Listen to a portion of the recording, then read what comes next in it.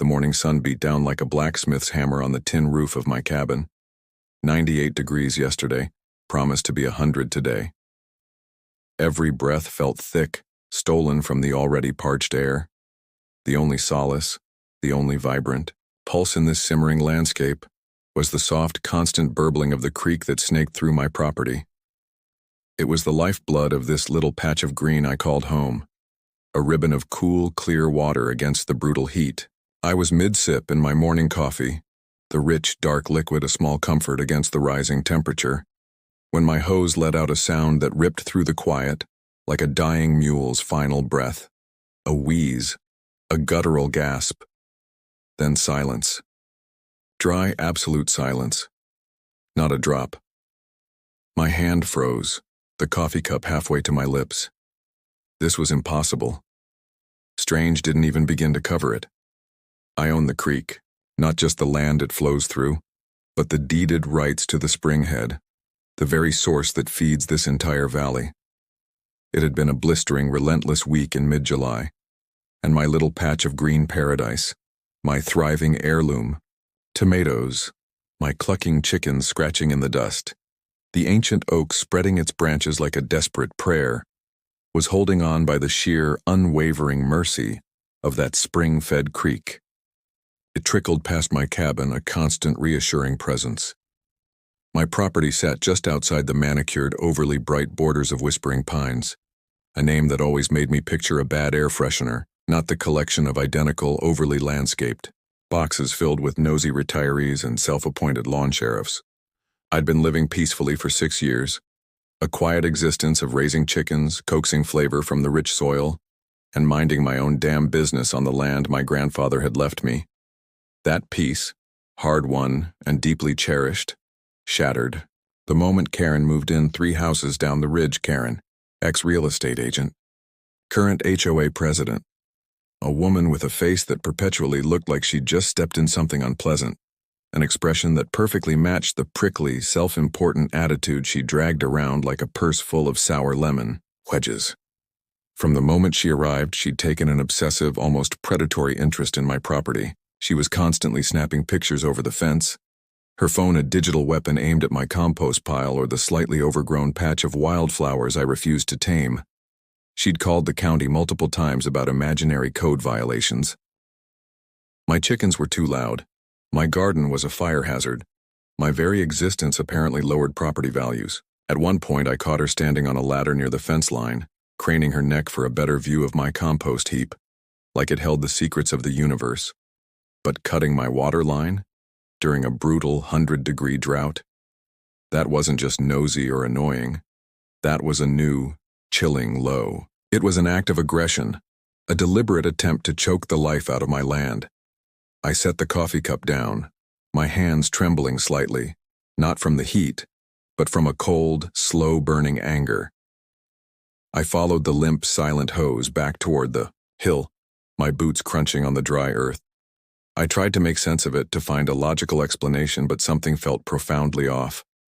My ground, usually firm and packed, was unusually soft in places, disturbed. It looked like it had been trenched recently. My heart began to thump against my ribs like a trapped bird. I trailed the disturbed soil like a detective following a faint clue, every step heightening the sense of unease. My irrigation system wasn't complicated.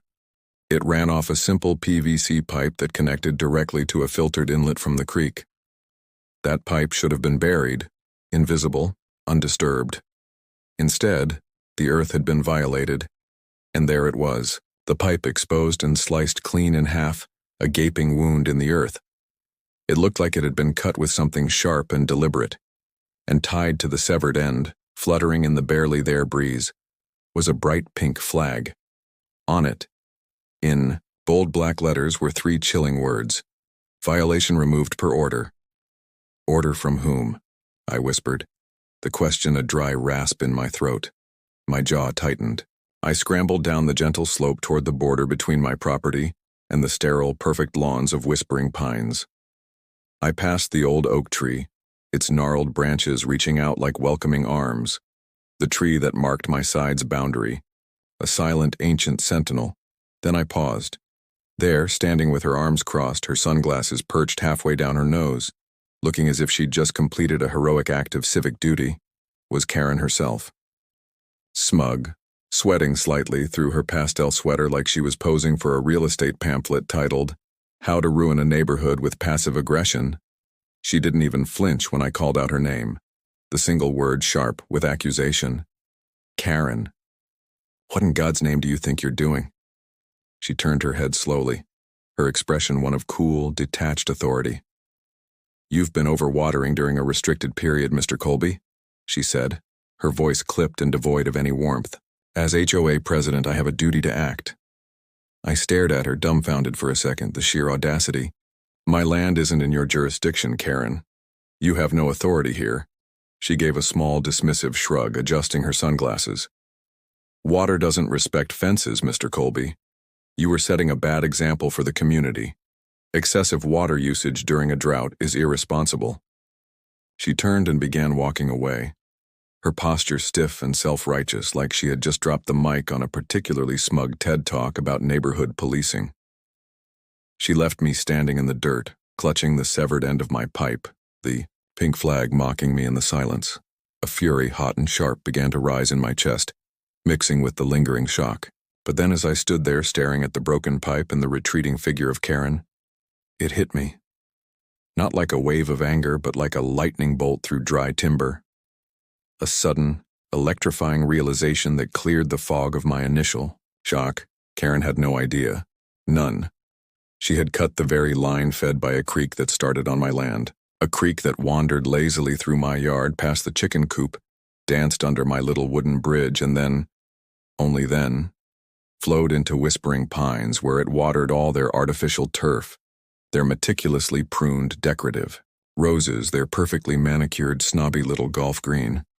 They had no well, no backup tanks, just their automated HOA sprinklers, entirely and utterly dependent on a water source they didn't own.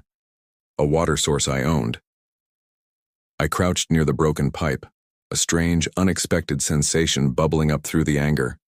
A dark, dangerous amusement. A chuckle escaped my lips, dry and raspy in the heat. For the first time in this entire HOA nightmare, in this relentless, petty war of lawn height and compost piles, I had leverage.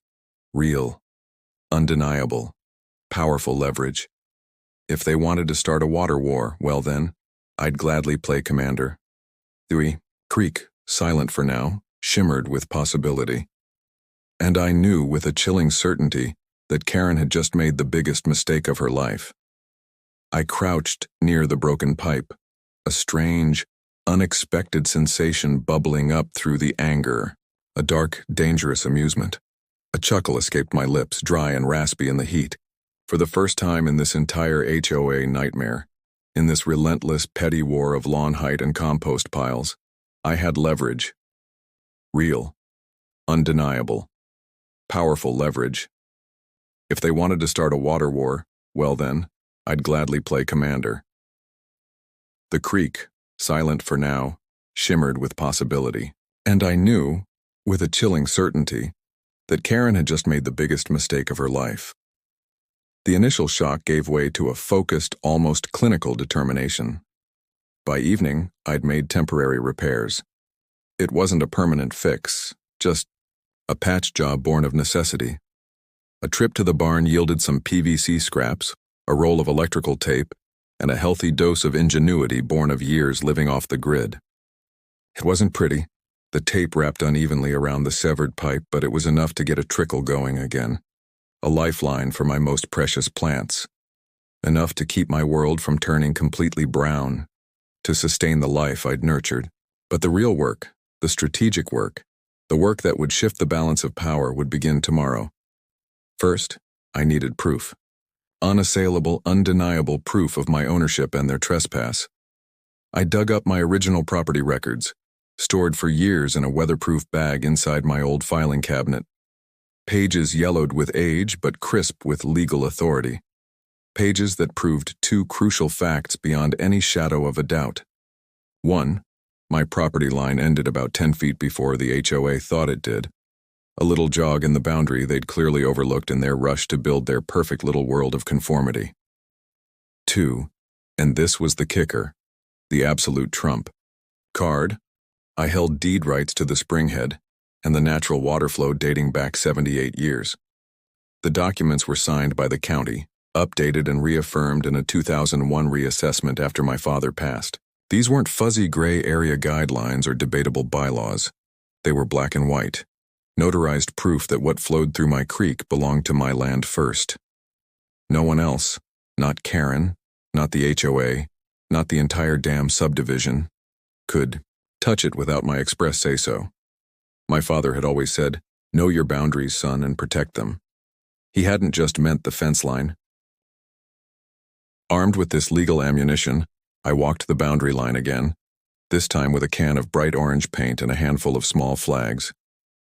I marked the line clearly on 3 old cedar fence posts, the paint a stark, defiant splash against the weathered wood.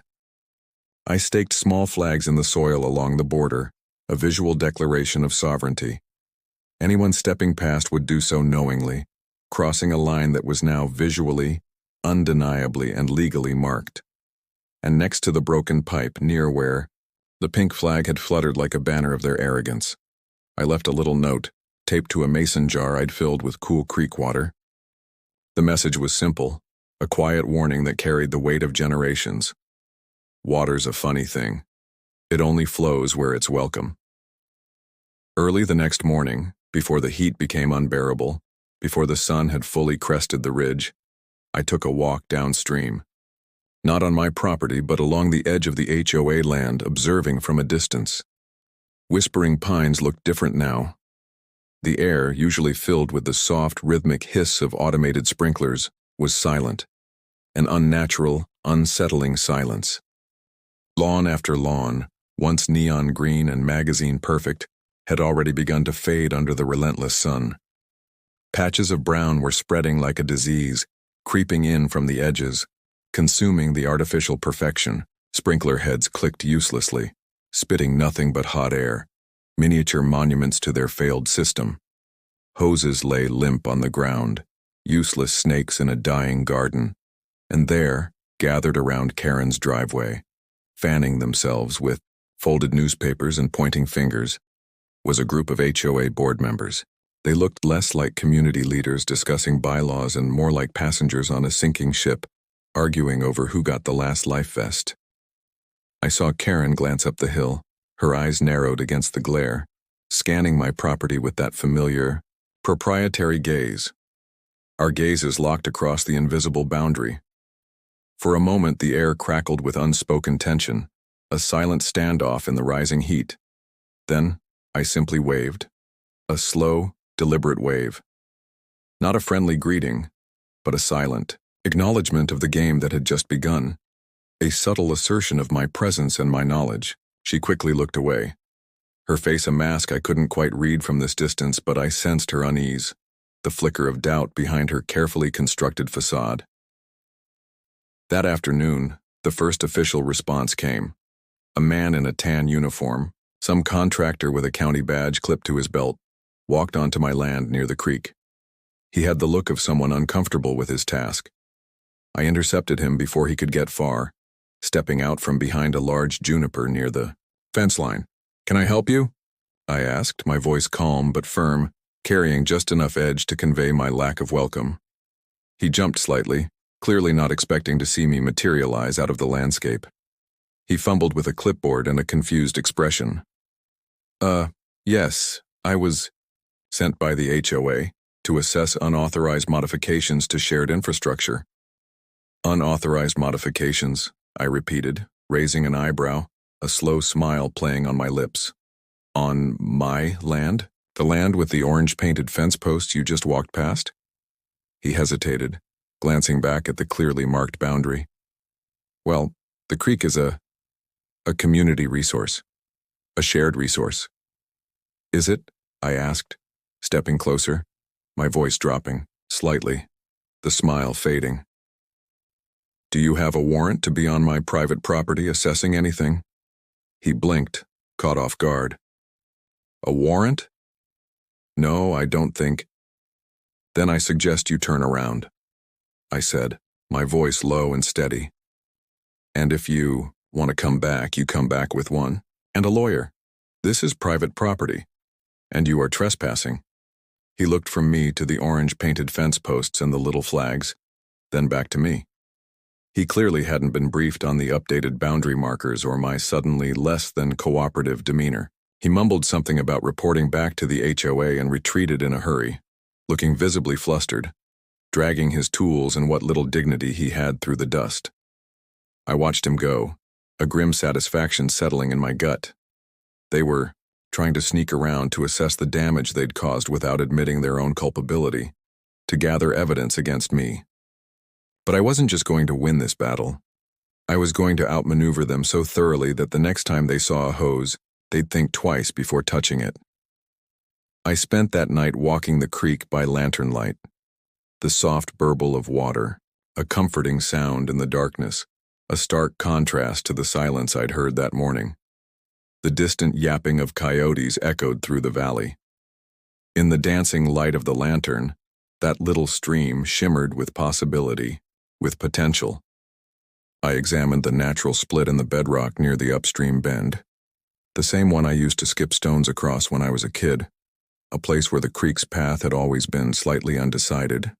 A few feet to the left, and the entire flow could be nudged away from the direction it had followed for decades, away from their culvert, away from their thirsty lawns. I wasn't talking about building a dam or clogging anything. Nothing illegal, nothing unnatural. I was just giving nature a little nudge, a redirection, a gentle persuasion to bypass the high-maintenance HOA lawns downstream. The way I saw it, if they didn't want me using water from my own land, then they certainly shouldn't benefit from it either. It was simple cause and effect. By the time the sun rose, painting the sky in hues of orange and purple, I had a plan that would turn every drop of their assumption, their entitlement, into dust, a plan that would make them understand, in the most undeniable way possible, exactly who controlled the water in this valley. The heat was already building, promising another brutal day, and I was ready to turn up the pressure. The shovel bit into the earth, the sound a satisfying crunch in the morning quiet. The plan was simple, elegant in its low-tech execution. A shallow trench, no more than a foot deep, angling away from the main creek bed near the natural split in the bedrock. I wasn't building a dam, nothing that would impede the flow or cause flooding. Just a subtle suggestion to the water, a new path of least resistance. It took a few hours of steady work. The earth was hard, baked by the relentless sun, but the anticipation of the outcome fueled my efforts. I worked with a quiet focus, the only sounds the scrape of the shovel and the distant, increasingly frantic chirping of cicadas. As I finished the trench, smoothing the edges and clearing away any loose debris, I stood back and watched. The creek, oblivious to the human drama unfolding around it, continued its steady flow. But as the water reached the split in the bedrock, it hesitated for a moment, then, drawn by the newly dug channel, a small stream began to divert. It was a trickle at first, a tentative exploration of this new route. Then, as more water followed, the trickle became a steady stream, flowing away from the old path, away from the HOA's culvert, and into a small, natural depression on my land, a low point where rainwater often collected. I watched, a slow smile spreading across my face. It wasn't a dramatic redirection, not a grand engineering feat. It was subtle, almost imperceptible to an untrained eye. But I knew, and soon they would know, that the main flow of the creek had been altered. Their steady supply, the water they took for granted, was now significantly reduced. As the day wore on, the silence from whispering pines became more pronounced. The absence of the constant hiss of sprinklers was eerie. I could almost feel the collective anxiety rising from the subdivision like a heat haze. I spent the afternoon maintaining my own small garden, watering with the retrieved creek water from my temporary patch job, the plants looking vibrant and healthy under my care. It was a silent act of defiance, a visible contrast to the wilting lawns just down the hill. Late in the afternoon, a small group of figures appeared at the edge of my property near the creek. It was Karen, flanked by two other board members, a portly man in a sweat-stained polo shirt and a woman with a perpetually pinched expression. They stood near the orange-painted fence post, peering at the creek bed. I could see their confusion, their growing alarm. The water level in the old channel was noticeably lower. I walked down the gentle slope towards them, my hands in my pockets. A picture of casual indifference. "Something I can help you with?"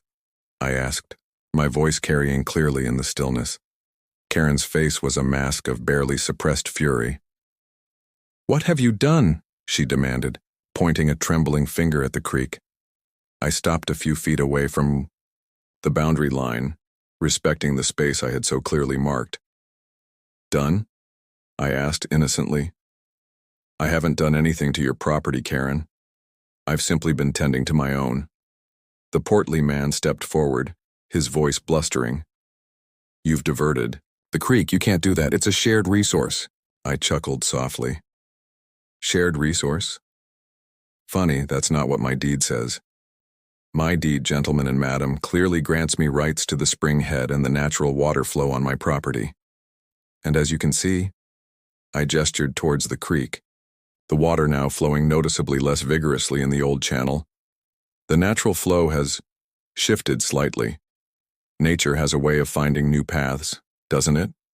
The pinched-faced woman spoke, her voice thin and sharp. "This is illegal. You're interfering with our water supply." "Illegal?" I raised an eyebrow. "Show me the law I've broken. I haven't built a dam, I haven't blocked the creek. I've simply encouraged a natural redirection on my own land. And as for your water supply..." I paused, letting the weight of my words sink in. "Perhaps you should have thought about where your water came from before you decided to cut off mine." Karen's face contorted with rage. "You did this! You deliberately cut off our water!" "I didn't cut off anything," I replied, calmly. "You chose to sever my access. I simply responded by exercising my rights to the water that originates on my land. Think of it as a natural consequence." I could see the dawning realization in their eyes, the understanding that their petty act of aggression had backfired spectacularly. They had aimed to inconvenience me, to force my compliance, and instead, they had kneecapped their entire community. The portly man wiped sweat from his brow. "But our lawns, our gardens, people are going to be furious." "That," I said, a touch of steel entering my voice, "is your problem, isn't it? You created this situation. You can explain it to your residents." I turned slightly, indicating the orange-painted posts. "Now, if you'll excuse me, I have actual plants to water, on my own land, with my own water." I left them standing there, a tableau of frustration and dawning panic, at the edge of my property. The sun was beginning to set, casting long shadows across the valley. The silence from Whispering Pines was no longer just unsettling. It felt heavy, burdened with the weight of their own self-inflicted drought. The battle for the creek had begun, and for now, the water was flowing in my favor. The real test, I knew, would come when thirst truly set in. The silence from Whispering Pines was no longer just an absence of noise. It was a palpable weight, a collective-held breath that pressed in on the edges of my property. The initial confusion had curdled into a simmering resentment, then boiled over into outright anger. My sympathetic ear at the feed store reported increasingly heated HOA meetings, tales of near-physical altercations over dwindling water reserves, and the blame being hurled squarely at Karen and her dwindling band of loyalists. The carefully manicured facade of their community was cracking under the pressure of thirst. Their attempts to regain control became increasingly desperate and frankly comical. The letter citing obscure bylaws was followed by another, this one, threatening legal action for nuisance and intentional interference with property rights. I responded with a registered letter of my own, a meticulously researched document outlining my riparian rights, referencing centuries-old water laws, and attaching a copy of my deed with the relevant clauses highlighted. It was a legal broadside, delivered with the quiet precision of a well-aimed shot. I imagined Karen's face as she read it, the color draining from her cheeks as she realized the depth of the hole she had dug. Next came a more organized delegation, not just a few uncomfortable residents, but a formal committee appointed by the HOA. They arrived in a caravan of SUVs parking just outside my gate, a visible display of their collective power. They were led by a man I didn't recognize, someone with a lawyerly air and a carefully rehearsed opening statement about finding a mutually beneficial resolution. I met them at the gate, leaning against the post, my arms crossed. I let him speak, his words polished but empty, devoid of any genuine remorse for their previous actions. When he finished, I simply said, "You cut off my water. You tried to force me to comply with your rules by depriving me of a necessity. You chose this path. Now, you want a mutually beneficial resolution? What exactly do you propose?" The lawyerly man cleared his throat. "We'd like to discuss restoring the creek to its previous flow." "And what do I get in return?" I asked, my voice flat. He hesitated, clearly not expecting me to be so direct. "Well, the HOA would reconsider your request for an exemption from the watering restrictions." I laughed, a short, sharp sound that cut through the carefully constructed formality of the moment. "Reconsider? You think after all this I care? About your watering restrictions? You think I'm going to bargain for the right to water my own plants with my own water?" I shook my head. "No, that's not going to happen. You made your choice. You declared war. Now you're facing the consequences." Another member of the committee, a woman with a tight bun and an even tighter expression, spoke up. "But our property values, they're going down." "Perhaps you should have thought about that before you decided to bully your neighbor," I replied, unmoved. "Property values are a consequence of market forces and, it appears, poor decision-making by your leadership." The lawyerly man tried again. "We could offer some form of compensation for the inconvenience you've experienced." "Inconvenience?" I repeated, stepping away from the gate and gesturing towards the creek bed, where the water flow in the old channel was now barely a trickle. "You deprived me of my water source, threatened me, and tried to steal from me. That's a little more than an inconvenience. And frankly, your money isn't worth as much to me as the satisfaction of watching you learn a hard lesson about respecting your neighbors and the natural world." Their faces fell. They had come expecting to negotiate, to find a compromise that would allow them to save face and regain their water, but I wasn't interested in compromise. I was interested in justice and a rebalancing of power that they had so arrogantly disrupted. "Look," I said, my voice softening slightly, but with no less resolve. "There is a way forward, but it's not going to involve me restoring the creek to its previous state just so you can go back to your wasteful ways. You need to understand that the water originates here. On my land, I have the right to use it as I see fit. If you want water, you need to come to me, not demand it." The lawyerly man looked confused. "What do you mean?"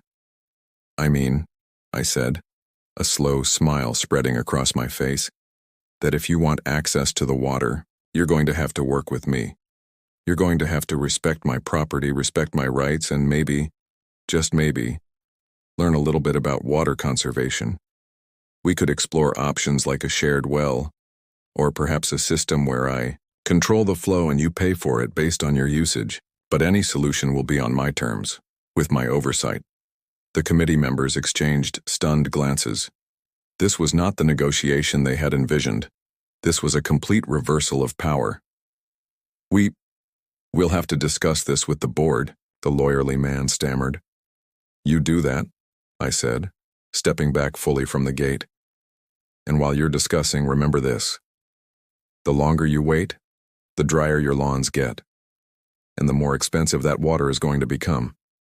I watched them retreat, their carefully constructed front dissolving into hurried whispers and anxious glances. The caravan of SUVs pulled away, leaving behind a silence that was no longer just an absence of noise, but a pregnant pause before the inevitable surrender. The coming weeks were a quiet war of attrition. The brown patches on their lawns grew larger. The frustration within Whispering Pines intensified. There were rumors of board members resigning under pressure, of heated arguments spilling out into the streets. Karen, I heard, was rarely seen outside her house, a pariah in the community she had once ruled. Finally, a letter arrived, not from the lawyer but directly from the new interim HOA president.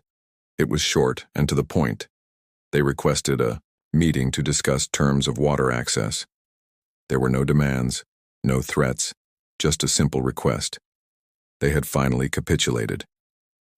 The meeting took place on my porch, a symbolic shift in power. The new president was a weary-looking man who seemed genuinely remorseful for the actions of the previous board. We talked for hours, not just about water, but about respect, about community, about the unintended consequences of petty power struggles. The agreement we eventually reached was complex, involving a monitored well on my property, a system for tracking their water usage, and a tiered payment structure that incentivized conservation. They also agreed to a significant financial contribution towards improving the natural habitat around the creek on my land. It wasn't about revenge. It was about establishing a sustainable relationship, one based on mutual respect and a shared understanding of the value of water. As the first drops of water from the new system flowed into Whispering Pines, a cautious optimism settled over the community. Lawns began to green again, slowly, tentatively. The sound of sprinklers returned, but it was different now, quieter, more measured.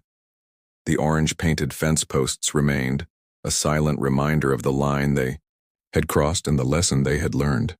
And the creek, flowing freely and healthily on my land, was a testament to the fact that sometimes the best way to protect what is yours is to simply let nature take its course, with a little bit of guidance, of course.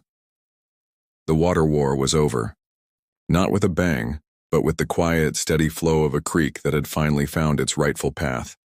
And on my side of the fence, everything was green.